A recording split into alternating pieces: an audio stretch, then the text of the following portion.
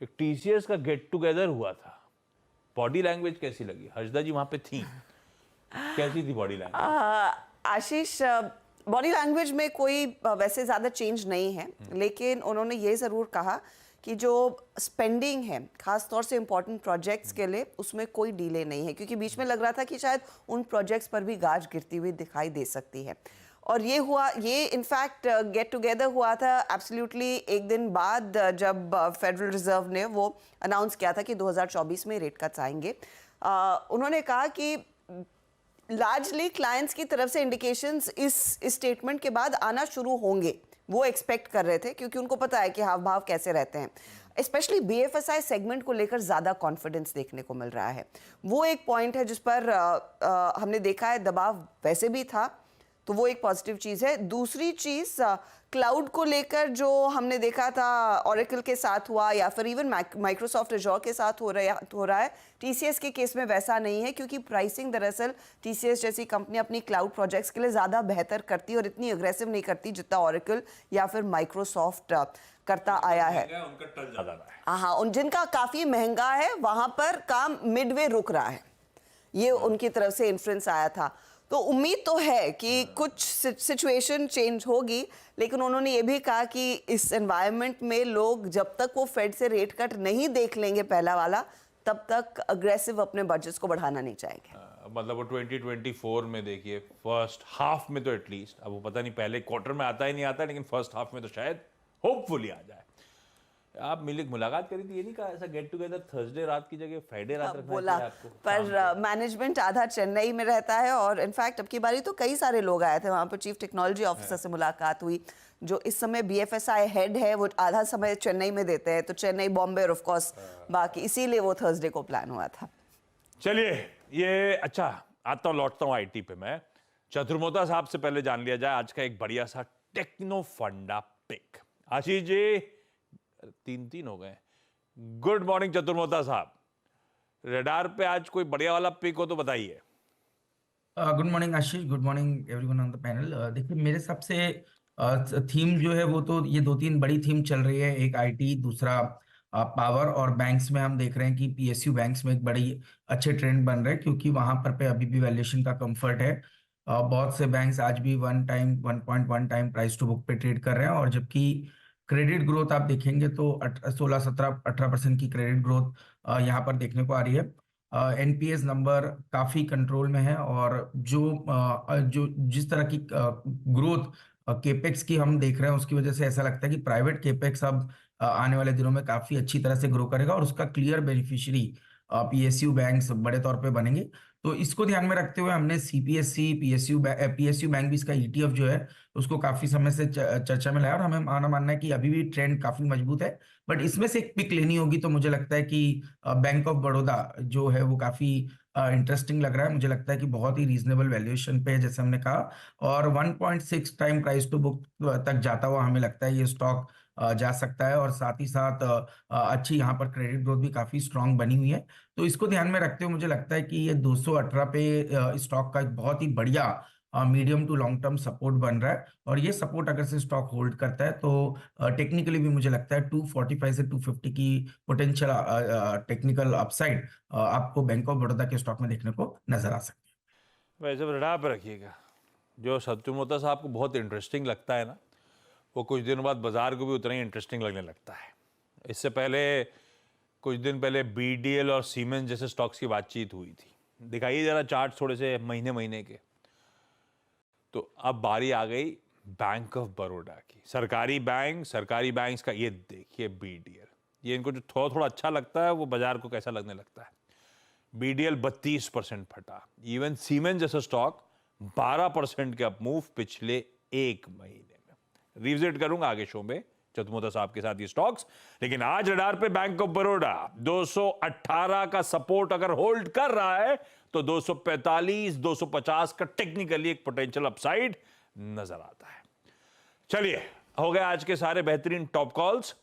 अब वापस हर्षदा के पास चलें और अब जरा स्टॉक्स इन न्यूज की शुरुआत करी जाए, और क्योंकि आईटी का डिस्कशन चल ही रहा था तो एक्सेंचर के नंबर्स को थोड़ा सा पर्सपेक्टिव में रख लेते हैं। हेडलाइन में भी प्रोड्यूसर आपने मेंशन करा था आज इंडियन आईटी रडार पर रहेगा उन नंबर्स के चलते। कैसे नंबर्स? वैसे नंबर्स ठीक है आशीष। डॉलर रेवेन्यू टर्म्स में हमने देखा है 3% तक की ग्रोथ है, $16.2 बिलियन का जो आंकड़ा कंपनी ने पोस्ट किया है। और कांस्टेंट करेंसी में अगर आप ध्यान दें ईयर ऑन ईयर आधार पर 1% तक की ग्रोथ है। कंपनी ने क्या गाइड किया था, -2 से 2% के बीच, तो ठीक उसी के बीच दरअसल कंपनी ने वो परफॉर्मेंस दिया है 1% की ग्रोथ का, which is okay. Outsourcing business में क्या हो रहा है, वहां पर ग्रोथ है, करीब 6.5% तक का इजाफा। इनफैक्ट आउटसोर्सिंग डील विंस में 21% तक की वृद्धि देखने को मिली है। ये एक अच्छा साइन है क्योंकि भारतीय आईटी कंपनियां भी लार्जली वही करती हैं, आउटसोर्सिंग का कारोबार। कंपनी ये कहती है कि डिस्क्रिशनरी स्पेंडिंग के कुछ संकेत वापस लौटते हुए दिखाई दे रहे हैं, वो एक पॉजिटिव है। हालांकि कंपनी ये कहती है कि FY24 में ये डिस्क्रिशनरी स्पेंडिंग म्यूटेड ही रहेगी, यानी कि उसमें इतना ज्यादा जंप नहीं रहेगा, थोड़ा सा सेंटिमेंट बेहतर हो रहा है। अब आउटलुक क्या है उस पर आते हैं। तो आउटलुक के लिहाज से कंपनी ने अपने गाइडेंस को कांस्टेंट करेंसी टर्म्स में जस का तस रखा है, यानी कि 2 से 5% तक की ग्रोथ रहेगी FY24 के साल में, ये कंपनी ने कहा है। इसमें कोई बदलाव नहीं हुआ, वो एक अच्छा संकेत भारतीय आईटी कंपनियों के लिए जरूर है। भाईती साहब, आईटी का इंडेक्स और दिग्गजों में कोई प्रेफर्ड पिक हो तो वो मेंशन करिएगा, आप ढूंढ के रखिए, एक बार टटोल लीजिए। तो ये है कहानी, वो एक्सेंचर के नंबर्स, दुनिया का एक बड़ा आईटी मेजर जो आउटसोर्सिंग, कंसल्टेंसी, बहुत कुछ similar business model Indian IT जैसा। तो ये पिक्चर थोड़ी सी प्रेजेंट कर देता है मूड माहौल की। मॉर्गन स्टैनली कहता है कि जो नंबर्स आए हैं Q1 एक स्लाइड इनलाइन है या स्लाइड बीट है। ये नवंबर एंडिंग कंपनी है तो इसका Q1 आया है, नहीं नवंबर एंडिंग कंपनी है ना, मैं उसमें नहीं पढ़ रही। हम जो भी नवंबर एंडिंग जो क्वार्टर के नंबर्स आए स्लाइड बीट है, पर जो गाइडेंस दिया गया है वो थोड़ा सा वीकर देन एक्सपेक्टेड है। तो गाइडेंस मेरे लिए ज्यादा इंपॉर्टेंट, थोड़ा सा पस्त है। देखते हैं आज इंडियन आईटी कैसा बिहेव करता है। लेकिन भाईती साहब, आईटी इंडेक्स कैसा स्टैक्ड अप नजर आता है? आशीष जी, आईटी इंडेक्स काफी ब्यूटीफुली स्टैक्ड अप है। लास्ट वीक ही करीब करीब 7% का रन अप देखा था हमने वीकली चार्ट्स पे आईटी इंडेक्स में, और जिस हिसाब से आईटी इंडेक्स 35,000 के ऊपर कंफर्टेबली सस्टेन कर रहा है, that is very good. Bollinger band के अपने ऊपर बैंड पे ही ट्रेड कर रहा है, तो टेक्निकली भी स्ट्रक्चर काफी अच्छा बना हुआ और हमें लग रहा है कि जिस हिसाब से वेल प्लेस्ड है, इसमें 37,000 तक के लेवल्स देखने मिल सकते हैं। अगर मैं स्टॉक स्पेसिफिक बात करूं तो हमारी जो टॉप पिक रहेंगी इसमें से मिड कैप आईटी में हमारा फोकस ज्यादा है। परसिस्टेंट, बिरलासॉफ्ट और LTTS, ये 3 स्टॉक हमें बहुत अच्छे लग रहे हैं। परसिस्टेंट लास्ट वीक ही अपना 52 all time high in fact touch किया था, और थोड़ा सा 2 दिन से हल्का करेक्शन देखने मिला है, विच इज वेरी हेल्दी। हमें लग रहा है कि ये बाइंग जोन वापस बन रहा है, तो 6950 से लेके 7000 के जोन में कहीं भी इसमें खरीदारी की जा सकती है। जो इसमें स्टॉप लॉस मेंटेन करना हो एक्जैक्टली 6900 का एसएल मेंटेन करना है। हमें लगता है इसमें वापस 7400 तक के लेवल्स देखने मिल सकते हैं। बहुत बढ़िया। आपको दिग्गज मिल गया था फंडामेंटल पिक धर्मेश की तरफ से TCS, और मिड कैप में परसिस्टेंट, बिरलासॉफ्ट, LTTS। ये है बहेती साहब के प्रेफर्ड गो टू आइडियाज। और चतुर्मोता साहब ने ITBs मेरे ख्याल से पिछले हफ्ते ही रिकमेंड किया था। चतुर्मोता साहब, क्या लक्ष्य लेके चल रहे हो अब आप? तो आशीष, मेरा ऐसा मानना है कि इसमें हमें शायद आपको इमीडिएट बेसिस पर नंबर्स इतनी जल्दी नहीं दिखेंगे, पर जहां पर पे बड़े रीजन रीडेट के बन रहे हैं, वो हम जानते हैं कि जिस तरह से इंटरेस्ट रेट कट की बात 2024 में हो रही है, तो ये कहीं ना कहीं एक रिवर्सल आपको इंटरेस्ट रेट में आएगा, और इन्फ्लेशन जिस तरह से कंट्रोल में, ग्रोथ की एक एक्सपेक्टेशन मार्केट लेके चल रहा है। और जैसे ही ग्लोबली आप थोड़ा ग्रोथ देखेंगे तो डिस्क्रिशनरी आईटी स्पेंड रिकवर होगा, और इसका रिफ्लेक्शन आपको medium to long term charts में ITBs, जिसको हम कहते हैं ETF है आईटी का, उसके अंदर में दिख रहा है। और मेरा मानना है कि ये जो ITBs है अपने पुराने ऑल टाइम हाई को, जो कि करीब करीब 42 के आसपास बना था, उसको क्रॉस करेगा, और इस बार कहीं ना कहीं 45 से 50 तक के पोजिशनल लक्ष्य आपको आने वाले 3 से 6 महीनों में हो सकता है ITBs में देखने को नजर आए। और मेरे हिसाब से ब्रेकआउट बहुत ही डिसाइसिव 35-50 के ऊपर हुआ है, तो इसको ध्यान में रखते हुए एक पोजीशनिंग ITBs के अंदर में की जा सकती है। एक डिस्क्लेमर है कि हमने भी अपने पोर्टफोलियो में ITBs को एक जगह पिछले कुछ दिनों में दी है। रखिए भाई रेडार पे, हर तरफ से बढ़िया कमेंट्री आती हुई। स्टॉक स्पेसिफिक एक्सपर्ट ने बढ़िया से तड़का भी ऐड कर दिया है। अब चला जाए आज के होने वाले लार्ज ट्रेड्स पे। आज फिर बड़े सौदे होने की तैयारी हो रही है, ऐसा CNBC आवाज एक्सक्लूसिव कहता है। क्या अपडेट्स हैं? कई सारे सौदे होंगे आशीष आज। इंडसइंड बैंक और निप्पॉन एएमसी ये आप रेडार पर रखेंगे। दरअसल इंडसइंड बैंक के क्लीन आउट ट्रेड में जो बची हुई हिस्सेदारी है 2.86% की, वो निप्पॉन एएमसी में बेचता हुआ दिखाई देगा। नियरली 1.79 करोड़ के शेयर बिकने के लिए आएंगे इंडसइंड बैंक की तरफ से। ये इसे हम कहते हैं क्लीन आउट ट्रेड, यानी कि इसके बाद इंडसइंड बैंक के पास कोई हिस्सा नहीं रहेगा। फ्लो प्राइस जो तय की गई है वो करीब 426 रुपीस 60 पैसे के आसपास है। ब्लॉक डील का साइज रफली 762 करोड़ आका गया है और प्राइसिंग के लिहाज से अगर आप देखेंगे तो कल की क्लोजिंग प्राइस की सामने ये 5% के डिस्काउंट पर सौदा हो रहा है। तो पहला ये सौदा आप रेडार पर रखेंगे। इसके साथ ही आप ध्यान दीजिएगा एम्बेसी रीट्स पर। तो यहां पर आज ब्लैकस्टोन अपनी हिस्सेदारी बेचता हुआ दिखाई देगा। यह भी एक क्लीन आउट ट्रेड ही माना जा रहा है। एम्बेसी रीट्स में ब्लैकस्टोन के पास इस समय 23.5% का हिस्सा है और वही पूरा स्टेक वो ऑफलोड करते हुए आज दिखाई देंगे। $833 मिलियन की ये डील होती हुई दिखाई दे सकती है। प्राइस 310 रुपए प्रति शेयर है, यानी कि कल की क्लोज के लिहाज से यहां पर भी थोड़ा सा डिस्काउंट ही आता हुआ दिखाई दे रहा है। तो ये एक और सौदा आप रेडार पर रखेंगे। एक और सौदे पर नजरें रहेंगी, आज स्टॉक रेडार पर रहेगा एस्ट्रल का। एस्ट्रल की ब्लॉक डील आज नहीं है, लेकिन जो रिपोर्ट्स कह रही हैं और ये टीवी 18 की एक्सक्लूसिव रिपोर्ट है कि इस हफ्ते शायद वो ब्लॉक डील होती हुई दिखाई दे सकती है, जिसमें प्रमोटर्स अपनी हिस्सेदारी करीब 2 से 3% हिस्सा ऑफलोड करेंगे। स्टेक सेल करीब 1000 करोड़ से 1500 करोड़ एट द मोस्ट, अगर वो 3% तक जाते हैं, होता हुआ दिखाई देगा। यहां पर प्रमोटर्स के पास इस समय 55% या फिर 56% के आसपास तक का हिस्सा है। 55.85% स्टेक है। प्रमोटर्स ने लास्ट जो बेचा था वो 4 साल पहला था। करीब 2019 में 2.4% तक की स्टेक इन्होंने ऑफलोड किया था। देखते हैं वो डील भी आज होती है या फिर इस हफ्ते के दौरान अगले जो 2 ट्रेडिंग सेशंस बचे हैं उसमें होती हुई दिखाई देती है। तो ये 3 स्टॉक्स ब्लॉक डील के लिहाज से आप रेडार पर रखेंगे। इंटरेस्टिंग। निप्पॉन लाइफ, एएमसी, बढ़िया है सब। मूड बॉल मानस, अगर ये large trade clean out trade वैसे अच्छा होता है अगर हाथों हाथ ले लिया जाए तो एक ओवरहैंग खत्म हो जाता है, लेकिन ठीक है आज शायद अप टू 5% डिस्काउंट तक ये सौदा होता हुआ नजर आए। गिरावट में बायर हो आप या नहीं? चार्ट स्ट्रक्चर कैसा है? नहीं, मैं इसके चार्ट्स नहीं देख पा रहा हूँ। ये अपना NAM India okay okay okay okay. तो देखिए, नैम इंडिया की जहां तक बात है, यहाँ पर कंसोलिडेशन दिख रहा है चार्ट्स पे, लेकिन अगर हम ट्रेंड की बात करें तो ट्रेंड पॉजिटिव है क्योंकि हायर टॉप्स हायर बॉटम दिख रहे हैं। अगर लॉन्ग पोजीशन है तो बिल्कुल बनी रही और स्पेशली जब तक 20 डे मूविंग एवरेज जो कि 430 है उसके ऊपर स्टॉक ट्रेड करता रहेगा, बिल्कुल आप अपनी पोजीशन बनी रही है। मैं उम्मीद कर रहा हूँ कि कम से कम 470 रुपए और उसके ऊपर अगर निकला तो 490-95 तक के स्तर भी देखने को मिलेंगे। तो ट्रेंड पॉजिटिव है तो बिल्कुल बना रहना चाहिए पोजीशन में, और अगर कोई करेक्शन देखने को मिले तो 430 के स्टॉप लॉस से खरीदारी करनी चाहिए। एस्ट्रल, सावंत साहब, कल ही पता है मैं और नीरज वाजपेयी यूट्यूब कर रहे थे, किसी ने सवाल उठाया था कि बहुत अच्छे मूव्स के बाद इतने समय से क्यों थका है, कंसोलिडेट कर रहा है, जब बाजार इस तरह का ताबड़तोड़ तेजी दिखा रहा है। बाजार को पता रहता है चला नहीं है स्टॉक। अब प्रमोटर्स कहा जा रहा है माल छोड़ने की तैयारी कर रहे हैं, अंश छोड़ने की तैयारी कर रहे हैं और अभी डील नहीं होनी है। इस समय गॉज करेंगे किस तरह का डिमांड है, उसके बाद डिसाइड करेंगे। एस्ट्रल कैसा लग रहा है? ये कंसोलिडेशन के बाद किस तरह का आप एक्सपेक्ट कर रहे हो मूव? जी आशीष जी, जो कल की क्लोजिंग है वो करीबन 1910 के इर्द गिर्द है। मुझे लग रहा है ये स्टॉक अगर थोड़ा और नीचे यानी 1885 1880 इस जोन में आके बाउंस करे तो एक अच्छा, जिसे हम वैल्यू बाय कहते हैं, उस तरह से बाय हो जाएगा। फिलहाल इस लेवल पे कोई ट्रेड नहीं करना चाहिए, जस्ट वेट करना होगा।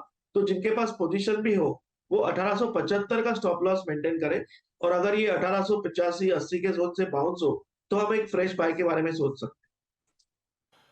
चलिए, यह है एस्ट्रल की कहानी। देखते हैं अब ये अपडेट्स क्या आते हैं इससे रिलेटेड, कब प्रमोटर्स वो लार्ज ट्रांजैक्शन करने की तैयारी कर रहे हैं। लेकिन कल देवयानी की बातचीत कर रहे थे, आज वरुण की बारी है। वरुण बेवरेजेस के लिए 2 डेवलपमेंट्स है और एक बहुत बड़ी डेवलपमेंट है।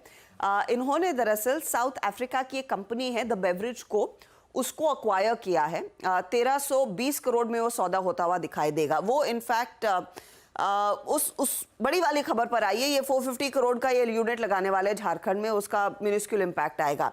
लेकिन जो साउथ अफ्रीकन मार्केट में द बेवरेज को अक्वायर कर रहे 1320 करोड़ को लेकर, वो बड़ा डेवलपमेंट है। अब बेवरेज को दरअसल एक बड़ी कंपनी है। साउथ अफ्रीकी मार्केट में हम सब जानते हैं काफ़ी ज़्यादा एक्शन होता है वैसे भी बेवरेजेस के लिहाज से। अब इस कंपनी के हाथ दरअसल फ्रेंचाइजी है पेप्सिको का साउथ अफ्रीकन मार्केट में, लेसोथो में और साथ ही एस्वाटिनी में। ये दो छोटे और देश हैं। यही नहीं, इसके अलावा द बेवरेज को के हाथ में दरअसल डिस्ट्रीब्यूशन राइट्स भी हैं बोट्सवाना और नमीबिया में। तो उस लिहाज से एक बड़ा मार्केट है जिसमें कंपनी उतर रही है। अब रिपोर्ट्स ये बेसिकली कह रही हैं कि इस डील के बाद करीब 15% इनके वॉल्यूम्स बढ़ेंगे, रेवेन्यू में करीब 12% तक का इजाफा देखने को मिलेगा। CLSA ने स्टॉक को अपग्रेड किया है, बाय कॉल दे दिया है। 1000 के टारगेट्स के आसपास पहले टारगेट्स थे, अब वो बढ़ाकर 1419 रुपए कर दिए हैं और जेफरीज ने कहा है 1100 तक के लेवल्स आ सकते हैं इस पर्टिकुलर स्टॉक में। स्टॉक वैसे भी 1171 पर है, तो जेफरीज की रिपोर्ट का ज्यादा मायने नहीं है, लेकिन CLSA ने जो टारगेट बढ़ाया है उस पर शायद स्टॉक और ज्यादा रिएक्ट करेगा। और ऑफ कोर्स झारखंड में करीब निवेश कर रहे हैं, एक प्लांट लगाएंगे, उसका भी तो थोड़ा सा इंपैक्ट आएगा ही। नहीं, गजब है भाई साहब, ये स्टॉक 1.5 लाख करोड़ के मार्केट कैपिटलाइजेशन के पार आ गया है। आज सुबह हम लोग दिखा रहे थे 5 साल का चार्ट, क्या मूव है इस कंपनी में, एक तरफा। और कल ही इसने अपने रिकॉर्ड उच्चतम स्तर भी छुए थे, तो रिकॉर्ड हाईस पे बैठा हुआ स्टॉक है। ये देखिए क्या मूव बने पिछले 3 सालों में। Varun beverages 1.5 lakh crore plus market cap. Dharmesh, क्या करोगे आप वरुण बेवरेजेस में? गजब मूव्स हैं, वैल्यूएशन स्ट्रेच्ड होंगे पर एग्रेशन है मैनेजमेंट का। इनऑर्गेनिक, कल वो देवयानी इंटरनेशनल, यही प्रमोटर ओन्ड कंपनी थाईलैंड में करार करके आती है, आज वरुण बेवरेजेस साउथ अफ्रीका की डील का अनाउंसमेंट करता है। क्या करोगे वरुण बेवरेजेस में? देखिए, अगर पहले से बाई करके रखा हुआ है तो उसको रखे रहें, और इंक्रीमेंटली ऐड करने में भी कोई खामियाजा है नहीं। मुझे तो लगता है कि जिस तरीके से, जैसा आपने बताया कि प्रमोटर का काफ़ी एग्रेशन है एंड कंसिस्टेंट एग्रेशन है। एक होता है कि स्पॉलिटिक एग्रेशन रहता है, बट इनकी कंटिन्यूटी रही है एग्रेशन में और कैप्चर्स करते जा रहे हैं जोग्राफीज, वो चाहे देश के अंदर हो देश के बाहर हो, ऑलमोस्ट मोनोपोली टाइप बिजनेस ये सेटअप करते जा रहे हैं। तो प्रीमियम वैल्यूएशन है, बिकॉज ये जो प्रोडक्ट है इनका, जिस क्षेत्र में कार्य करते हैं वो काफ़ी, वहाँ पर दूसरी कंपटीशन है नहीं, तो प्रीमियम वैल्यूएशन बनी रहेगी। एंड 5 साल के नज़रिए से रखे तो ये यहाँ से भी डबल होगा, 1.5 लाख करोड़, 3.5-4 लाख करोड़ का मार्केट कैप हो जाएगा इसका नेक्स्ट 5 ईयर्स में। वरुण बेवरेजेस, हाँ, और साउथ अफ्रीका में जिस कंपनी को एक्वायर कर रहा है वहां पे उसका शेयर छोटा है। देखते हैं कैसे ये कंपनी वहां पे उस मार्केट में पकड़ बनाती है, वो इंपॉर्टेंट होगा। इस बीच वो हर्षदा जो मेंशन कर रहा था, निप्पॉन लाइफ AMC का जो सौदा होने की तैयारी हो रही है, होना शुरू हो गया है। बाजार खुलने से पहले ये दिखाता है किस तरह के एपेटाइट है ये स्टॉक, फिर इसका मतलब हरे में ही रहेगा, ज़्यादा दिक्कत दिखाएगा नहीं। ब्लॉक विंडो में ये डील कंज्यूमेट होती हुई इस समय सारे अपडेट्स आपकी स्क्रीन पर आते हुए। खैर, क्विकली आज के लो उधर कुछ लास्ट ट्रेड होने और कुछ QIP के जरिए, फिर कल भी ऐसी हर्षद ने 3 स्टॉक बताए थे QIP वाले। आज कौन से? आज JK टायर का QIP लॉन्च हो चुका है आशीष। 500 करोड़ दरअसल कंपनी रेज करती हुई दिखाई दे रही है। 358 रुपीज 96 पैसे के आसपास ये फ्लो प्राइस है, यानी कि कल के कंपैरिजन में 5.2% के डिस्काउंट पर ये QIP लॉन्च हो चुका है। कंपनी बेसिकली अपनी कैपेसिटीज एक्सपैंड करना चाहती है, इसीलिए फंड रेज कर रही है। अब UPL भी शायद QIP ला सकता है। बोर्ड बैठक है 22 दिसंबर को, यानी कि परसों बोर्ड विचार करेगा फंड रेजिंग के बारे में, प्रेफरेंशियल इशू या फिर QIP के जरिए ये फंड रेज करने वाले हैं। JK टायर्स, इसका क्विकली चार्ट चेक। भाई साहब एक बार देखेंगे चार्ट JK टायर का? जी आशीष जी, जिस हिसाब से कल भी हमने देखा टायर कंपनीज में अच्छा एक इंटरेस्ट बना हुआ था आफ्टर, मेरे ख्याल से अपोलो में एक बहुत अच्छा मूव देखने मिला। JK टायर में भी कल भी अच्छा एक सेटअप, इनफैक्ट परसों एक अच्छा सेटअप था, कल थोड़ा सा प्रॉफिट टेकिंग जरूर देखने मिला, बट जिस हिसाब से स्ट्रक्चर बना हुआ है हमें लग रहा है ये वेल प्लेस्ड है 390 तक के जोन दिखाने के लिए। तो खरीदारी की सलाह है, जो स्टॉप लॉस मेंटेन करना है वो 367 का एक SL मेंटेन करें। यहाँ पे JK टायर का जिक्र हुआ, दूसरा फंड रेस को लेकर UPL, और जरा एक बार UPL लेके आइए, 598.75 पे कल क्लोज हुआ। यहाँ पे एक प्रशांत बिलीव सा बन रहा था कि केमिकल स्टॉक्स में अच्छी शॉर्ट कवरिंग आ रही है, उसमें UPL एक अच्छा थ्रस्ट जनरेट कर सकता है, लेकिन एक बार फिर से 2 दिन 100 DMA के ऊपर रहने के बाद बैकफुट पे आ गया। आज खबरों में शुमार है, आप कैसे अप्रोच करेंगे? कल का क्लोज एक बार फिर से 100 DMA के नीचे हुआ है। कल की जो कैंडल है उसमें थोड़ा सा वॉल्यूम मुझे कंसर्न लग रहा है, तो मैं इसमें एक अप्रोच रखूंगा कि जो कल की क्लोजिंग है ऑलमोस्ट 600 के जस्ट नीचे, 605 के ऊपर बाय करना चाहिए, अबाउट 605, स्टॉप लॉस रखेंगे 595 और 605 के ऊपर टारगेट रखेंगे 625 का 625। तो ये 605 के ऊपर निकलता है, बिल्कुल बाय कर सकते हैं। रखिए रडार पे। बोर्ड मीट से पहले ये यूपीएल भी आपके फोकस में आएगा। हर्षदा के पास चला जाए। अच्छा, इस बीच आस्था भी जुड़ेंगी। आज जो आजाद इंजीनियरिंग का आईपीओ, उसकी डिटेलिंग पे आऊंगा मैं। क्या व्यू बन रहा है, पैसा डालना नहीं डालना, आस्था से चर्चा कर ली जाएगी, लेकिन पहले हर्षदा के पास बचे हुए सारे important stocks in news. Harshada, कौन कौन से? आशीष, दीपक नाइट्राइट और पेट्रोनेट ने डील साइन कर दी है, टर्म शीट, जहां पर पेट्रोनेट एलपीजी दरअसल 250 किलोटन पर एनम प्रोपलीन और 11 केटीपीए ऑफ हाइड्रोजन सप्लाई करने वाला है दीपक नाइट्रेट को। ये सौदा साइन हो चुका है। आरवीएनएल लोएस्ट बिडर उभर कर आया है वर्कला शिवागिरी रेलवे स्टेशन के लिए, जो केरला में बनेगा। 124 करोड़ का ये ऑर्डर लगभग है, प्रोजेक्ट साइज है। टेक महिंद्रा आज रेडार पर रहेगा। सीपी गुरनानी का लास्ट दिन है आज एज एमडी सीईओ, और ये दरअसल बेटन पास ऑन कर रहे हैं मोहित जोशी को। तो ये स्टॉक आज देखते हैं कैसे रिएक्ट करता है। सीपी गुरनानी पिछले 19 साल से दरअसल कंपनी के साथ है, एक बहुत बढ़िया लेगेसी इन्होंने तैयार की है बिजनेस की। बीपीसीएल रेडार पर रहेगा। पॉलीप्रोपिलीन की यूनिट की प्रोजेक्ट ये खड़ी करने वाले हैं कोची रिफाइनरी में। कॉस्ट इसका करीब 5044 करोड़ का आका जा रहा है। साथ ही साथ अपोलो टायर्स, जहां पर हम सब जानते हैं वॉबर्ग पिंकस की इकाई ने कल स्टेक ऑफलोड किया, तो 2.85 करोड़ शेयर इन्होंने बेचे। नेली 4.49% का हिस्सा इनका बिका है।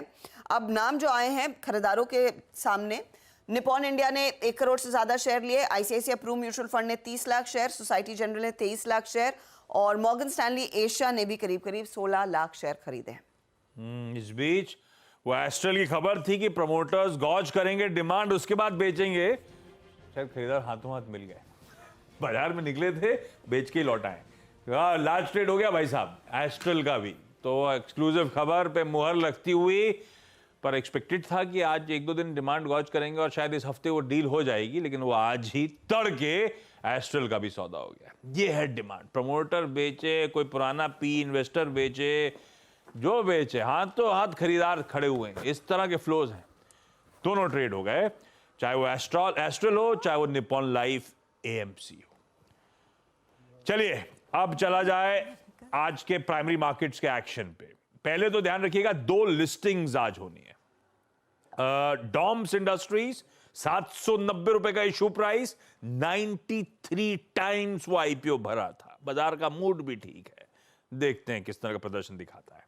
इंडिया शेल्टर फाइनेंस कॉर्पोरेशन दूसरी लिस्टिंग आज की, 493 रुपीज का इशू प्राइस। बढ़िया रिस्पांस था इसका भी, 37 टाइम्स। अब वो कंपैरेटिवली उसका 93 था, अदरवाइज अपने आप में ये बुरा नहीं था इंडिया शेल्टर का रिस्पांस। 37 टाइम, दोनों अच्छी लिस्टिंग्स होनी चाहिए। अब आइए आज के प्राइमरी मार्केट एक्शन पे। 6 आईपीओ खुले हुए हैं, 3 आज बंद होंगे, 3 का डे 2 है, उन पे नहीं जा रहा हूं, उनकी चर्चा हो चुकी।